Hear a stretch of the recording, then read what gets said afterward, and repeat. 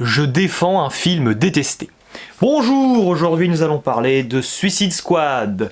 Et c'est mon ami du CU Jonathan, pourquoi regarder ces films, qui va amorcer cette discussion incroyable où nous allons bien évidemment défendre ce film extraordinaire. C'est à toi l'ami. Salut Dimitri, salut tout le monde. Alors, très cher Dimitri, tu m'as demandé mon avis sur Suicide Squad. Par où commencer? Déjà, je déteste ce film. Alors, c'est pas parce que je suis plus fan de Marvel que de DC, ça n'a rien à voir. Là, on va parler du film, on va juger le film en tant que tel. C'est nul, c'est débile. Déjà, le grand méchant, l'espèce de sorcière là qui ne sert à rien, qui apparaît comme ça, c'est complètement téléphoné. L'équipe, le Suicide Squad, ils ne servent à rien du tout. Pour vous dire, j'ai complètement oublié qui y a dans l'équipe, à part Will Smith et Harley Quinn. Et parlons du Joker, tiens, Joker. J'adore Jared Leto, c'est un super acteur. Mais là, il nous a fait quoi? Il nous a fait le Joker. Le Joker, c'est même pas le Joker, c'est un Mac et gangster. Et Harley Quinn, c'est une... Et elle sert à rien. Enfin, elle sert à rien. On voit que elle dans le film, mais elle sert à rien. Will Smith, parlons de Will Smith. Will Smith, c'est quoi? C'est Will Smith qui fait du Will Smith. Un papa gentil, qui, en sachant que c'est censé être des méchants, qui fait du Will Smith. Comme toute l'équipe d'ailleurs, c'est censé être des méchants. Il y a d'ailleurs toute une scène où, dans une rue, où ils cassent des vitrines et machin, et puis on est méchants, on est méchants. Et ils font, mais par contre, ils font rien de méchant, ils font que, c'est que des gentils. C'est des gentils, méchants.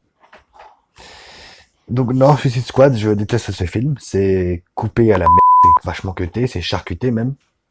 Alors, je sais que c'est à cause de la production. Voilà, ça reste quand même charcuté, ça reste quand même de la merde. Les scènes d'action, ça bouge dans tous les côtés, c'est illisible. Qu'est-ce que c'est Suicide Squad pour moi? C'est un film de Will Smith, avec Will Smith, qui fait du Will Smith. C'est tout. J'espère que j'ai répondu à ta question. Ciao. Ah d'accord. Bon, c'est mal concerté Jonathan, bon.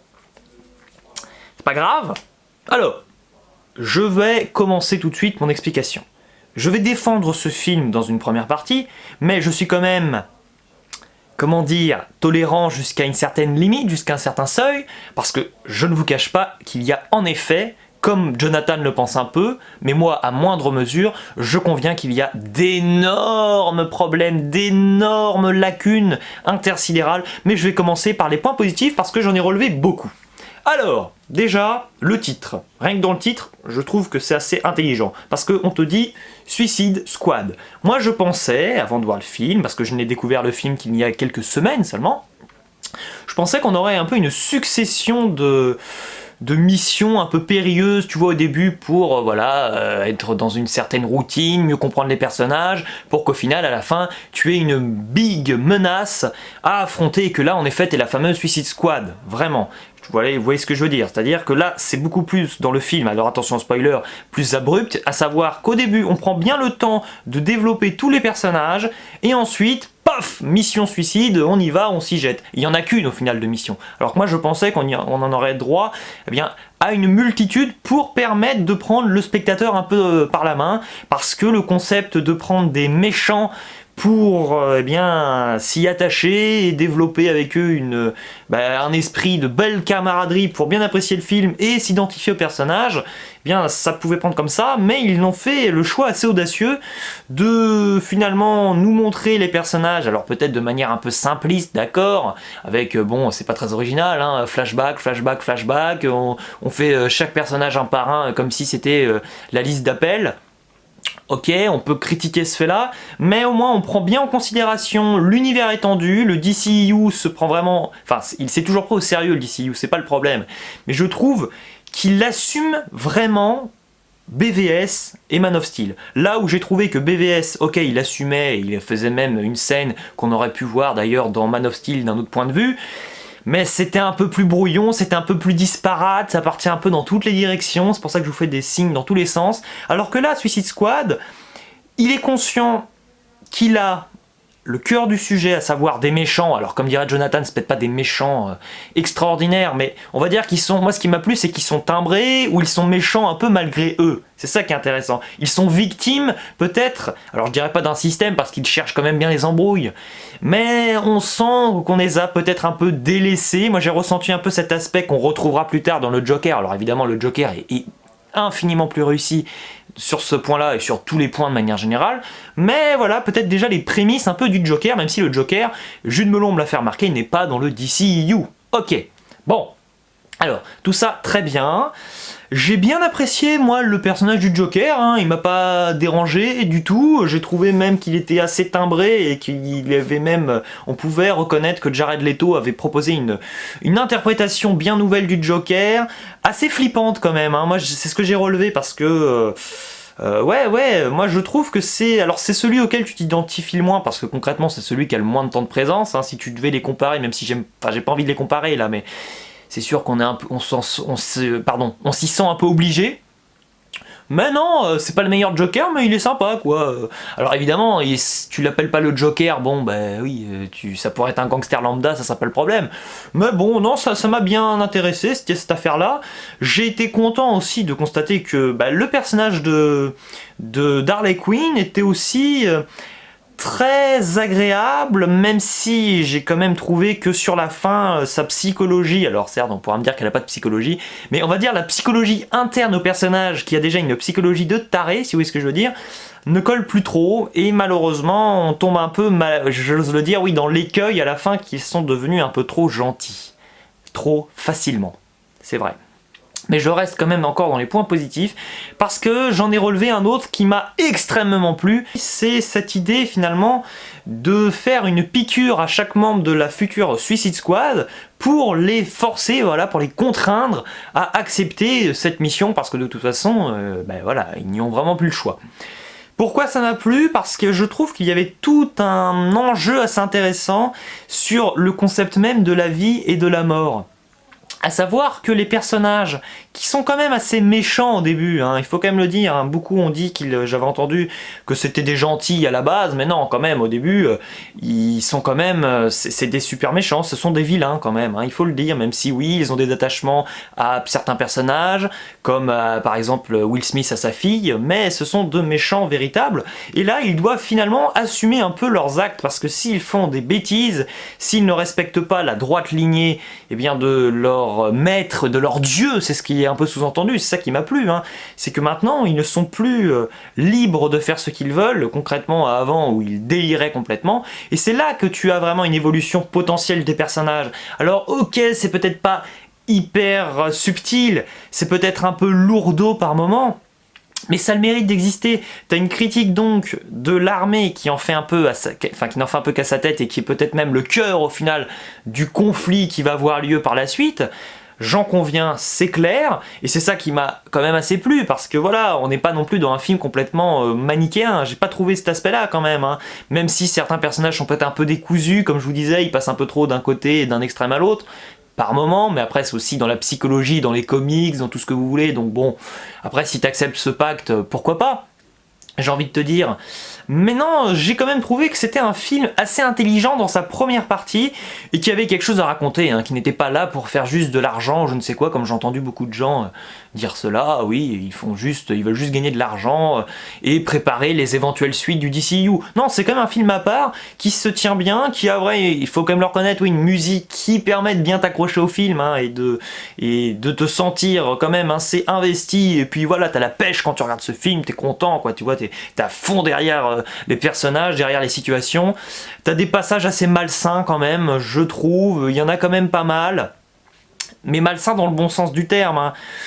Alors qu'à un moment, voilà, donc là, les qualités ont été posées, maintenant j'en viens au problème, je me suis endormi dès lors qu'il y a eu la fameuse mission en elle-même. Car c'est le même problème que BVS. BVS, je l'apprécie plus ou moins pour sa première partie et toute la préparation au combat qui va venir, En gros, à peu près, même si bon, j'ai des problèmes avec le personnage de Superman, enfin bon, même si, enfin voilà, le personnage de Batman est bien trouvé, bien traité, ok. Et là, c'est le même problème avec Suicide Squad, exactement, c'est-à-dire qu'on nous promet quelque chose de fantastique et d'incroyable, de complètement inédit, et oui, c'est inédit un peu dans la nullité quand même, et dans l'ennui mortel, parce que tout ce qu'on te promet est mal exploité. Je m'explique. Le personnage donc de la méchante sorcière et de ses sbires est assez catastrophique, le design est assez malsain, vraiment dans le mauvais sens du terme, à savoir que là, tu sens qu'il y a quelque chose qui n'est pas contrôlé dans les CGI, dans les effets spéciaux, et ça pose vraiment un problème monumental de crédibilité, à savoir qu'un méchant qui est aussi moche et qui ne respecte pas finalement le contrat de l'aliénation, ça ne te plaît pas. L'aliénation, c'est le principe d'Alien, hein, si vous avez vu Alien 1, c'est-à-dire que vous avez donc une menace qui n'est pas comme vous, mais qui vous ressemble un peu. Alors que là, elle a même pas une apparence humaine pour moi, cette sorcière, elle est juste moche, on se demande complètement d'où elle sort. C'est trop particulier, je fais même le parallèle avec le film Hellboy que je viens de découvrir tout récemment et que je n'arrive pas à terminer parce que justement la menace est aussi lamentable. Donc là, il y a quelque chose qui colle pas parce qu'un bon film se mesure toujours. C'est pour ça que j'adore Spider-Man 2, que j'adore eh bien aussi Amazing Spider-Man 2, que j'adore aussi Avengers 1, enfin bon bref, eh bien un grand film de super-héros, ce qu'il y a de plus important, je pense, c'est la crédibilité du méchant. C'est quelque chose d'essentiel et c'est pour ça que BVS aussi, ça ne colle pas, parce qu'un Lex Luthor en mode « Oui, alors vas-y, tu vas faire ci, tu vas faire ça », non, c'est un peu bizarre de voir Columbus de Zombieland qui essaie de cabotiner complètement dans ce rôle, enfin bon, c'est encore un autre sujet, mais voilà le problème. Ensuite donc, les problèmes ne s'arrêtent pas là, hein, mais c'est quand même vrai que finalement ce film, tu aurais pu limite le réduire en termes de temps, et quitte à ce qu'il dure 1h20 quoi, limite, j'ai envie de te dire, parce que pour moi ce qui est le plus intéressant, c'est vraiment... Enfin, ce qui est le moins intéressant, pardon, c'est justement cette histoire d'entraide et qui est assez mal gérée, parce qu'après t'as une scène au bar où t'as chaque personnage qui échange un peu son point de vue. Alors cette scène est sympa, mais c'est juste que c'est pas crédible déjà, parce que il y a une menace, et alors que chacun le veuille ou non, il est concerné par une menace qui est extrêmement élevée. Et je pense que la menace aurait dû être complètement bien moindre, entre guillemets. C'est-à-dire, ça veut pas dire qu'il fallait mettre un personnage tout pourri et faire juste « Oh oui, j'ai braqué une banque, attrapez-moi ». Mais si tu mets des enjeux un peu moins intergalactiques, comme le fait souvent comme le DCU, ça peut te permettre, enfin ça peut permettre au personnage d'assez logiquement prendre plus de temps pour réfléchir, vous voyez ce que je veux dire? Alors que quand on te dit le destin de la Terre est entre tes mains, que tu sois gentil ou méchant, tu sais qu'il va falloir quand même réagir. Alors que si on te dit, je sais pas, moi j'en sais rien, c'est juste un vol de quelque chose ou je ne sais quoi, un vol de... Enfin j'en sais rien, moi quelque chose que tu voles et qui a pas un impact, on va dire, géopolitique nécessairement, voire mortuaire par la suite, pourquoi pas? Mais là, t'as des personnages qui discutent alors que finalement, ce qu'ils disent est plutôt intéressant, même si c'est très long, il y a un gros problème de rythme. Mais t'as envie de leur donner une belle pichenette et leur dire mais allez au combat parce que ça colle pas quoi, vous n'avez rien à faire ici, concrètement ça ne colle pas. Donc, vous l'avez compris, Suicide Squad est un film assez particulier, très bon dans sa première partie, mais que je n'ai pas du tout apprécié à la fin. Alors Jonathan, lui, n'a rien aimé de ce film, donc je peux comprendre, hein. Mais il y avait quand même des thématiques, comme vous avez pu le comprendre, qui m'ont bien plu, même si au final c'est mal exploité, et c'est quand même le cas dans beaucoup de films, hein, la plupart des films, même sinon on aurait beaucoup plus de films de qualité incroyable. Donc écoutez, j'ai défendu ce film pour sa première partie, moins pour sa deuxième, donc sur Sens Critique je mettrais un 5 sur 10 quand même, parce que je suis quand même conscient que même si je défends ce film, je peux pas lui mettre une si belle note que ça vaut un 10 sur 20 quoi, c'est ça, voire peut-être un 9 sur 20, un peu en dessous. Mais bon, les acteurs jouent bien, hein, c'est sympa, c'est agréable, on sent qu'ils y croient. Moi j'ai quand même senti qu'ils étaient vraiment investis et motivés dans leur rôle. Mais clairement non, hein. Alors par contre, bon, ici quand même si on le voit peu, Batman, ça en jette quand même, hein. Il est vraiment stylé, je trouve, ce Ben Affleck dans ce rôle, et c'est dommage qu'il n'ait plus son rôle dans les prochains films, alors plus du DCU parce que le DCU a été explosé, mais les films avec, de DC Comics. Ah, au fait, on en parle là du méchant qui balance du feu et qui est une copie assez particulière de Deadpool dans X-Men Wolverine Origins, parce que c'était pas une bonne idée de pomper ce design. Non, non, non, si déjà ton modèle est raté à ce point, ça explique certains personnages. Dommage. C'est pas si mauvais quand même. Allez, ciao les amis!